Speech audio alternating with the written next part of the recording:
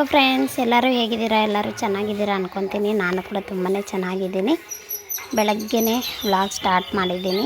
ಬೆಳಗ್ಗೆ ಇವಾಗ ಅಕ್ಕ ರಂಗೋಲಿ ಹಾಕ್ತಾಯಿದ್ದಾರೆ. ಹಾಗೆ ಯಾರೆಲ್ಲ ನಮ್ಮ ವಿಡಿಯೋ ನೋಡ್ತಾ ಇದ್ದೀರಾ, ಪ್ಲೀಸ್ ಸಬ್ಸ್ಕ್ರೈಬ್ ಮಾಡಿಕೊಂಡು ವಿಡಿಯೋ ನೋಡಿ. ಹಾಗೆ ವಿಡಿಯೋ ಇಷ್ಟ ಆಗಿದ್ದರೆ ಒಂದು ಲೈಕ್ ಮಾಡಿ. ನಿಮ್ಮ ಅನಿಸಿಕೆ, ನಿಮ್ಮ ಅಭಿಪ್ರಾಯ ಕಮೆಂಟ್ ಮೂಲಕ ತಿಳಿಸಿ. ಫ್ರೆಂಡ್ಸ್, ಬನ್ನಿ ವಿಡಿಯೋ ಸ್ಟಾರ್ಟ್ ಮಾಡೋಣ. ಇವತ್ತು ಬೆಳಗ್ಗೆನೇ ಅಕ್ಕ ಎಲ್ಲ ಸಾರಿಸಿ ತೊಳೆದು ಎಲ್ಲ ರಂಗೋಲಿ ಹಾಕ್ತಾಯಿದ್ದಾರೆ. ತೊಳೆದು ರಂಗೋಲಿ ಹಾಕ್ತಾಯಿದ್ದಾರೆ. ನಾನು ಹಾಗೆ ಮೇಲೆ ಅಕ್ಕಿಗಳು ಹಾರಾಡ್ತಾ ಇದ್ವಲ್ಲಿ ಕುತ್ಕೊಂಡು ಸೌಂಡ್ ಮಾಡ್ತಾಯಿದ್ವು ಅಂತ ಹಾಗೆ ವಿಡಿಯೋ ಮಾಡಿದೆ. ಹಾಗೆ ಇವತ್ತಿನ ಟಿಫನ್ ಏನು ಅಂದರೆ ಇಡ್ಲಿ ಸಾಂಬಾರು. ಇಡ್ಲಿಗೆಲ್ಲ ಇಕ್ಕಿದ್ದೀನಿ. ನಮ್ಮ ಅಕ್ಕ ಮಗ ಕಾಲೇಜ್ಗೆ ಹೋಗ್ತಾನೆ, ಅದಕ್ಕೆ ಬೆಳಗ್ಗೆನೇ ಟಿಫನ್ನು ರೆಡಿ ಮಾಡಿದ್ರಿ. ಇಡ್ಲಿ ಸಾಂಬಾರು ನೋಡಿ, ಇಡ್ಲಿ ಎಲ್ಲ ರೆಡಿ ಇಕ್ಕಿದ್ದೀನಿ. ಒಂದು ಕಡೆ ಸಾಂಬಾರು ಆಯಿತು. ಆಮೇಲೆ ಅಕ್ಕ ಎಲ್ಲ ಮನೆಯೆಲ್ಲ ಒರೆಸಿ ಗುಡಿಸ್ತಾಯಿದ್ರು. ನಾನು ಸ್ನಾನ ಮಾಡಿಕೊಂಡು ದೇವ್ರ ಪೂಜೆ ಮಾಡೋಣ ಅಂತ. ಇವತ್ತು ಸೋಮವಾರ ಅಲ್ಲ, ಅದಕ್ಕೆ ಸೋಮವಾರ ಕಂಪಲ್ಸರಿ ಪೂಜೆ ಮಾಡೇ ಮಾಡ್ತೀನಿ. ನಾನು ಎಲ್ಲೇ ಹೋಗಲಿ, ಯಾವ ಊರಿಗನ್ನ ಹೋಗಲಿ, ಸೋಮವಾರ ಅಂತೂ ವಾರ ಬಿಡಲ್ಲ, ಪೂಜೆ ಮಾಡ್ತೀನಿ. ಅದಕ್ಕೆ ಅಕ್ಕ ಎಲ್ಲ ನಾನು ಮನೆಯೆಲ್ಲ ಕ್ಲೀನ್ ಮಾಡಿಕೊಡ್ತೀನಿ, ನೀನು ಪೂಜೆ ಮಾಡ್ಕೊ ಅಂತ ಹೇಳ್ತು. ಅದಕ್ಕೆ ನಾನು ದೇವ್ರ ಸಾಮಾನೆಲ್ಲ ಎತ್ಕೊಂಡು ಉಜ್ಕೊತಾ ಇದ್ದೀನಿ. ವಿಡಿಯೋ ನನ್ನ ಮಗಳು ಮಾಡ್ತಾಯಿದ್ದಾಳೆ. ಹಾಗೆ ಇನ್ನೇನು ಪೂಜೆ ಎಲ್ಲ ಆಯಿತು. ಇನ್ನೊಂದು ಫ್ರೆಂಡ್ಸ್, ಇಲ್ಲಿ ಮರ ಹೂವು ದಾಸವಾಳ ಗಿಡ ಒಂದೊಂದು ಮನೆ ಹತ್ರನೂ ಒಂದೊಂದು ಇಕ್ಕಿರ್ತಾರೆ. ಆದರೆ ಸಿಟಿಯಲ್ಲಾದರೆ ನಾವು ಹೂವು ಕೊಂಡ್ಕೊಂಡು ಬಂದು ದೇವ್ರಿಗೆ ಇಕ್ಕಬೇಕು. ಅದೇ ಇಷ್ಟು ಹೂವು ಕಿತ್ಕೋಬೇಕು ಅಂದರೆ 30-40 ಇಸ್ಕೊತಾರೆ. ಇಲ್ಲಿ ನೋಡಿ ಮನೆ ಹತ್ರನೂ ಎಷ್ಟು ಚೆನ್ನಾಗಿ ದಾಸವಾಳ ಗಿಡ ಇಕ್ಕೊಂಡಿರ್ತಾರೆ. ಗಿಡ ತುಂಬ ಹೂವು ಬಿಟ್ಟಿರ್ತವೆ, ಎಷ್ಟು ಚೆನ್ನಾಗಿರ್ತವೆ. ಫ್ರೆಶ್ಶಾಗಿ ಕಿತ್ಕೊಬಂದು ಹಾಗೆ ದೇವ್ರಿಗೆ ಇಕ್ಕೋಬೋದು. ನಾವು ತಗೊಳೋದಾದರೆ ಅಲ್ಲಿ ಇಲ್ಲಿ ಅವರು ಎಲ್ಲೆಲ್ಲೋ ಹಾಕಿ ಕಟ್ಕೊಂಡು ಬರ್ತಾರೆ. ಹಾಗೆ ಪಕ್ಕದಲ್ಲಿ ಇದೊಂದು ನಾಯಿ ಮರಿ ಬಗ್ತಾಯಿತ್ತು. ನನ್ನ ಮಗಳು ವೀಡಿಯೋ ಮಾಡಿದ್ಲು ನೋಡಿ, ಎಷ್ಟೊಂದು ಹೂವು ಸಿಕ್ಕಿದೆ. ಹಾಗೆ ದೇವ್ರ ಮನೆಯೆಲ್ಲ ಫೋಟೋಗಳೆಲ್ಲ ಕ್ಲೀನ್ ಮಾಡಿದ್ದೆ. ಹಾಗೆ ಇವಾಗ ಹೂವು ಇಕ್ಕೊಂಡು ಪೂಜೆಗೆಲ್ಲ ರೆಡಿ ಮಾಡಿ ನೋಡಿ, ಎಷ್ಟು ಚೆನ್ನಾಗಿದೆ, ಸಖತ್ತಾಗಿದೆ ಹೂವು ಮಾತ್ರ.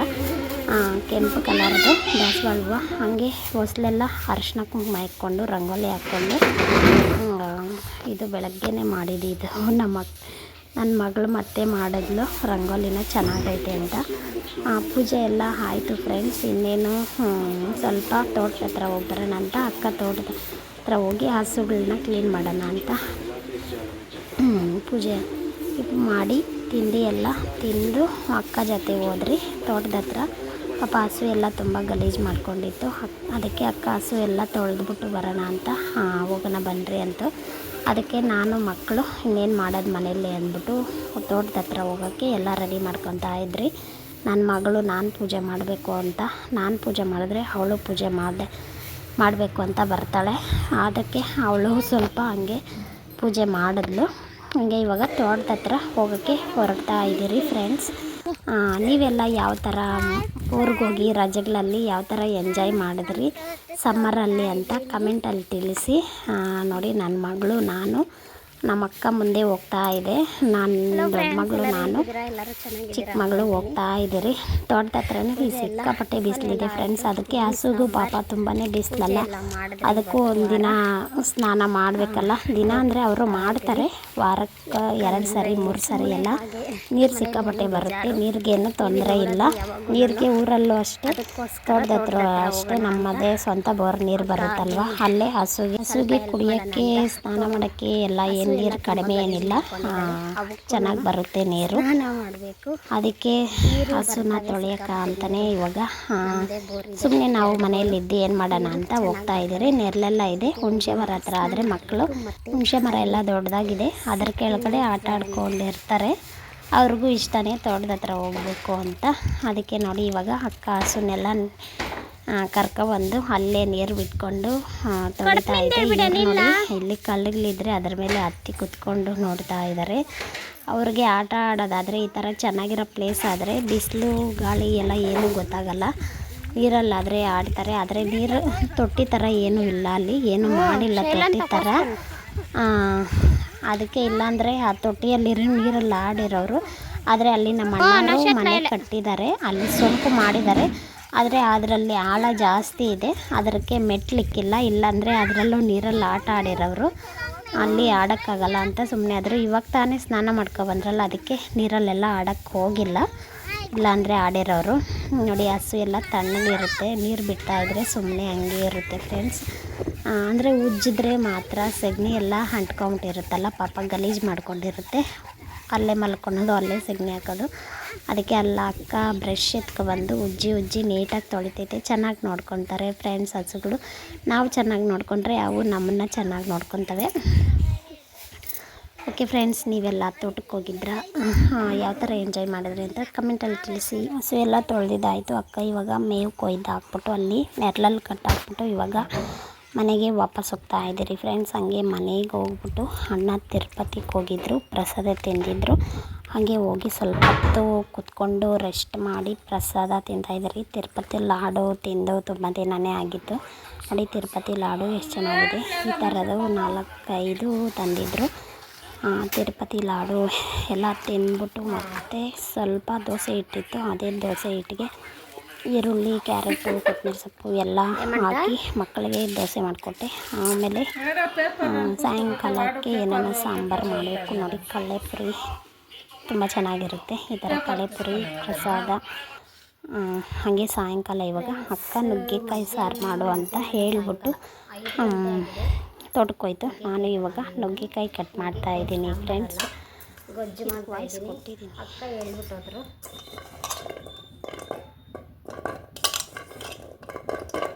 ನುಗ್ಗೆಕಾಯಲ್ಲಿ ಒಂದು ಟೈಮ್ಗೆ ಆಗೋಷ್ಟು ಗೊಜ್ಜು ಮಾಡು ಅಂತ. ಮಧ್ಯಾಹ್ನ ಎಲ್ಲ ಬೆಳಗ್ಗೆ ಇಡ್ಲಿ ಸಾಂಬಾರು ಮಾಡಿದ್ರಿ. ಇಡ್ಲಿ ಸಾಂಬಾರಲ್ಲಿ ಸಾಂಬಾರು ಸ್ವಲ್ಪ ಇತ್ತು, ಆಮೇಲೆ ದೋಸೆ ಇಟ್ಟಿತ್ತು. ಅದಕ್ಕೆ ಈರುಳ್ಳಿ, ಕ್ಯಾರೆಟು, ಕೊತ್ತಂಬರಿ ಸೊಪ್ಪೆಲ್ಲ ಹಾಕಿ ದೋಸೆ ಮಾಡಿಕೊಟ್ಟೆ. ಎಲ್ಲರೂ ಅದೇ ತಿಂದರು. ಆಮೇಲೆ ಸ್ವಲ್ಪ ರಾತ್ರಿದು ಚಿಕನ್ ಸಾರು ಇತ್ತು. ಚಿಕನ್ ಸಾರು ನಾನು ತಿನ್ನಲ್ಲ, ಮತ್ತು ಎಲ್ಲರೂ ತಿಂತಾರೆ.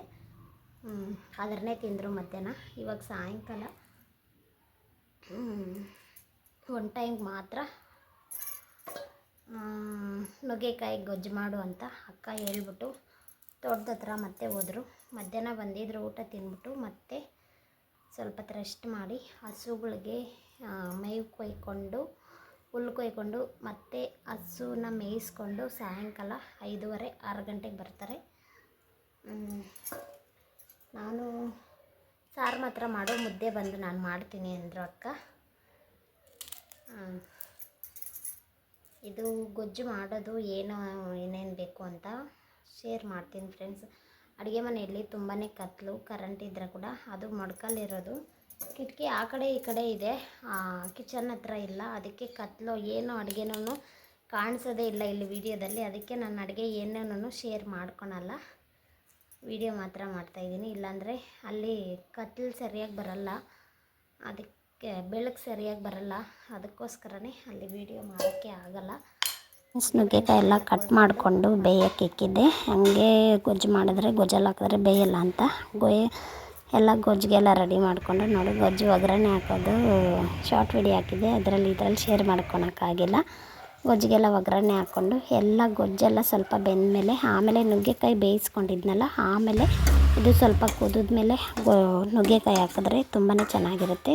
ಮುದ್ದೆಗೆ, ಅನ್ನಕ್ಕೆ, ಚಪಾತಿಗೂ ಅಷ್ಟೇ ತುಂಬ ಚೆನ್ನಾಗಿತ್ತು. ನೋಡಿ ನುಗ್ಗೆಕಾಯಿ ಎಲ್ಲ ಬೇಯಿಸ್ಕೊಂಡು ಆ ನೀರನ್ನ ಹಾಗೆ ಹಾಕ್ಕೊಂಡ್ರೆ ಗೊಜ್ಜಾಗಿ ಚೆನ್ನಾಗಿರುತ್ತೆ. ಲಾಸ್ಟಲ್ಲಿ ಕೊತ್ತಂಬರಿ ಸೊಪ್ಪು ಹಾಕ್ಕೊಂಡು ಇಳಿಸ್ಕೊಂಬಿಟ್ಟೆ ಅಷ್ಟೇ. ಆಮೇಲೆ ಅಕ್ಕ ರಾತ್ರಿಗೆ ಮುದ್ದೆ ರೆಡಿ ಮಾಡ್ತೀನಿ ಅಂತ ಹೇಳ್ತು. ಅಕ್ಕ ಬಂದು ಹಸು ಹಿಡ್ಕೊಬಂದು ಹಾಲು ಕರೆದು ಎಲ್ಲ ಆಮೇಲೆ ಮುದ್ದೆ ಬಂದು ಮಾಡಿತು. ನೋಡಿ ಫ್ರೆಂಡ್ಸ್, ಇಲ್ಲಿ ಗೊಜ್ಜೆಲ್ಲ ರೆಡಿ ಆಯಿತು. ನಾನು ಆಫ್ ಮಾಡಿಬಿಟ್ಟೆ. 6 ಗಂಟೆಗೆಲ್ಲ ಆಯಿತು. ಆಮೇಲೆ ರಾತ್ರಿಗೆ 8 ಗಂಟೆಗೆ ಅಕ್ಕ ಮುದ್ದೆ ಮಾಡಿದ್ದು. ನಮ್ಮ ಮಕ್ಳಿಗಾದರೆ ಮುದ್ದೆ ಇಲ್ಲಿ ಬಂದರೆ ಮಾತ್ರ ಮುದ್ದೆ ಎಲ್ಲರ ಜೊತೆ ಇಲ್ಲಿ ಕುತ್ಕೊಂಡು ತಿಂತಾರೆ, ಅಲ್ಲಿ ಅನ್ನನೇ. ಹಾಗೆ ಇವಾಗ ಎಲ್ಲ ರೆಡಿ ಆಯಿತು. ರೆಡಿ ಆಫ್ ಮಾಡಿಬಿಟ್ಟು ಇನ್ನೇನೇನು ಕೆಲಸನೂ ಇಲ್ಲ. ಇನ್ನು 8 ಗಂಟೆಗೆ ಹಂಗೆ ಅಕ್ಕ ಎಲ್ಲ ಮುದ್ದೆ ಮಾಡಿತು. ರಾತ್ರಿ ಆಚೆ ಕುತ್ಕೊಂಡು ಊಟ ತಿಂತಾಯಿದ್ದೀರಿ. ತುಂಬ ಚೆನ್ನಾಗಿರುತ್ತೆ ಇಲ್ಲಿ ಆಚೆ ರಾತ್ರಿ ಊಟ ತಿನ್ನೋಕ್ಕೆ, ತಣ್ಣಗಿರುತ್ತೆ. ನೀವೆಲ್ಲ ಊರಿಗೆ ಹೋಗಿ ರಜೆಗಳಲ್ಲಿ ಸಮ್ಮರಲ್ಲಿ ಯಾವ ಥರ ಮಾಡ್ತೀರಾ, ಯಾವ ಥರ ನಡೆಯುತ್ತೆ ಹಳ್ಳಿ ಜೀವನದಲ್ಲಿ ಅಂತ ಕಮೆಂಟಲ್ಲಿ ತಿಳಿಸಿ ಫ್ರೆಂಡ್ಸ್. ಹಾಗೆ ಯಾರೆಲ್ಲ ವೀಡಿಯೋ ನೋಡ್ತಾ ಇದ್ದೀರಾ, ವಿಡಿಯೋ ಇಷ್ಟ ಆಗಿದರೆ ಲೈಕ್ ಮಾಡಿ. ಇಷ್ಟ ಆದರೆ ಮತ್ತೆ ಇನ್ನೊಂದು ಸರಿ ವಿಡಿಯೋ ನೋಡಿ. ಓಕೆ ಫ್ರೆಂಡ್ಸ್, ಬಾಯ್. ನೆಕ್ಸ್ಟ್ ವಿಡಿಯೋದಲ್ಲಿ ಸಿಗ್ತೀನಿ. ಓಕೆ ಫ್ರೆಂಡ್ಸ್, ವಿಡಿಯೋ ಫುಲ್ಲು ನೋಡಿ. ಫ್ಯಾಮಿಲಿ ಫ್ರೆಂಡ್ಸ್ಗೆ ಶೇರ್ ಮಾಡಿ ಫ್ರೆಂಡ್ಸ್. ಓಕೆ ಫ್ರೆಂಡ್ಸ್, ನಾಳೆ ಸಿಗ್ತೀನಿ. ಬಾಯ್ ಬಾಯ್. ಬಾರೆ ತಾಯಿ ಏನು ಮಾಡಲ್ಲ ನಾನು. ಬಾ